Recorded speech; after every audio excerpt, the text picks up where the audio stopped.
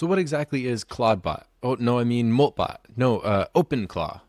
Said almost every person in the AI space at some point in the past 2 weeks. And if you haven't heard about it yet, this is what it is. If you think of ChatGPT like a brain, OpenClaw is that same brain, but now with the hand and keyboards. It can do things for you. It can research things. You can set it up to run tasks. It can act on its own accord without you spelling everything out for it. And the best part, you don't have to get a new app. It lives wherever you are. You can message it on WhatsApp or Telegram or wherever else you'd like. It even has a long-term memory, so it can learn your preferences in your projects over time. Now, what's really cool about this is you can set this up on your personal laptop or a Mac Mini, which is the popular approach. But really, for the real experience, you want to set this up on a VPS. And what is a VPS? Well, it's a dedicated cloud server that is completely allocated to just running OpenClaw. And so why would you want to run it on a VPS? For one thing, it'll be probably a little bit cheaper than running it on a Mac Mini. It'll also be safer as well if you're using your Mac Mini for other things, other personal things. And it's always reliable. If your computer loses power or it loses Wi-Fi, then your agent dies.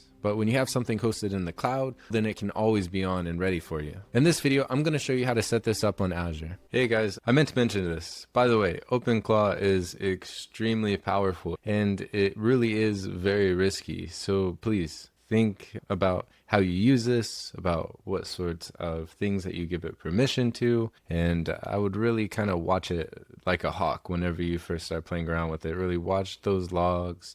And if you're doing something really complex and you want to give it access to a lot of things, then use a really powerful model. Use something like, the latest GPT model or the latest Opus model. Opus 4.6 just came out, so the risk stays a little bit low for you guys. So I just want to mention that. All right, back to the video. So over here in the Azure portal, we'll go ahead and hit create, and then we'll look for a virtual machine. We'll select this one, hit create. Then we'll give it a name. We'll call this OpenClaw-VM, and we can leave all this whatever it's set to, except I'm going to change the location to Central US. Now here there are different sizes of VPMs that you can set up. For this, we're going to go ahead and go with the B1 MS. So you'll get one CPU, you'll get 2 gigabytes of memory, and that will be for about $19 or $18 a month rather. For the security, we're going to set it to the secure shell, and all this looks fine, except I am going to allow HTTP access. And then for the disks, we'll come here and we'll just go ahead and enable the ultra disk compatibility because it allows for high throughput, consistent low latency, storage, etc. So we'll go on. All this we can leave the same, and we'll go ahead and hit create.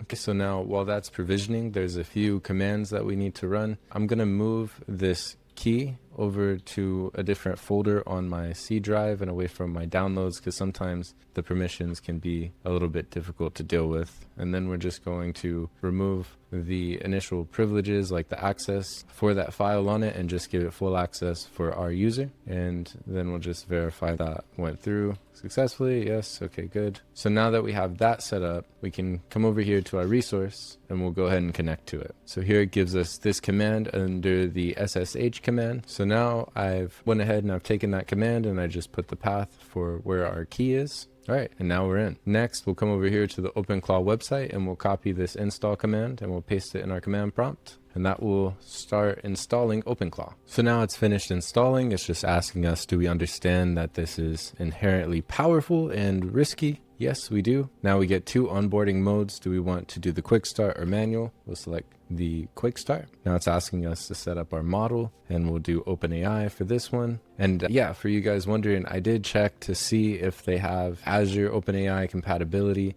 It doesn't look like they do right now as of the moment, but it looks like they're going to add it eventually. So we'll go ahead and paste our API key in there. And just so you guys know, don't ever share your API key. I'm going to delete this before I post the video. We'll go ahead and we'll select the 5 mini model. Now it wants us to select which channel do we want to communicate with our bot for. We'll select the Telegram bot. So now it's asking us for our Telegram bot token. So it's really easy. You just go to Telegram and then you have a conversation with the bot father and it gives you a token and you just paste that in here. So I have that ready. All right. So we paste that. Do we want to configure skills now? Homebrew install command. That's fine. I like that one, and then we'll go ahead and skip this for now. And this seems like they're going to remove it eventually, because you can see I selected skip for now and it's asking me for these keys. So it's really new, and I'm sure they'll fix that. All right, we'll go on. Now, do we want to hatch in the terminal UI? Yes, we do. All right, bam. So now we're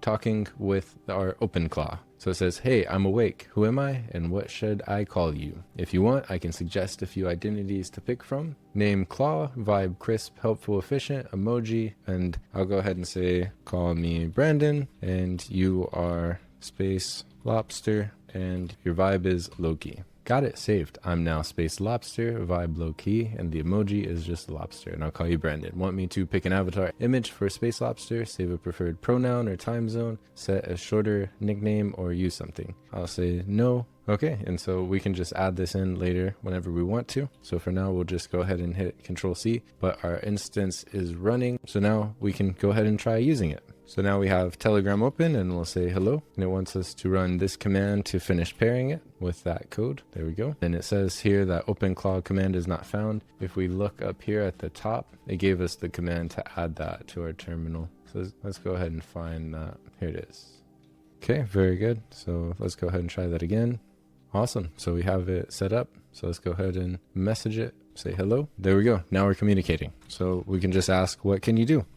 So now it gives us the full list of everything it can do: reminders and scheduling, notes in memory, messages, file and workspace, web search, browser automation, code and shell, and it gives us a really nice rundown of everything. All right, I have an idea for something. Let's see if it works. So I think it would be really cool if we set this up as a web server and then we got it to design its own website. So let's go ahead and install Nginx on it. Then if we go ahead and select the VM IP address, and Edge has some difficulties whenever you're trying to access unsecure websites. So I'm going to use Vivaldi for that. And so there we go. We get the homepage. Let's go ahead and have OpenClaw make its own homepage. We'll say you are on a Linux server, make own homepage about yourself.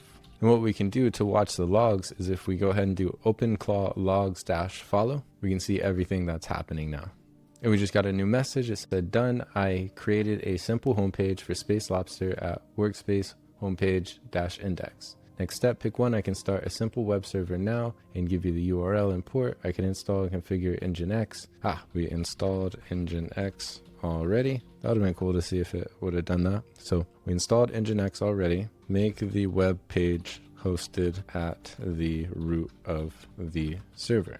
Okay, done. All right, let's go ahead and see what happens. If we refresh that, Space Lobster, low-key assistant, quietly useful. I live on this server. What can I do? And it gives us a nice little rundown of everything. Okay, let's see what else we can try. I'll say, what is the weather right now in New York City? And that's awesome. It gives us a nice rundown. Let's go ahead and see, what is your source? Let's check the source of it. Okay, very cool. It got it from this site here. Okay, so we'll try this one too. I want you to find 5 trending YouTube videos about OpenClaw right now on YouTube and send me the links. Very cool. So we got that as well. So that kind of gets you set up and you can experiment with it there and see what all kinds of little things you can do with it. Another thing too is you can check out openclaw.ai/showcase and you can see all the other ways that people are using it. I'm going to be making a lot more videos about OpenClaw. So if you enjoyed this video, go ahead and hit and subscribe, and I'll see you in the next video.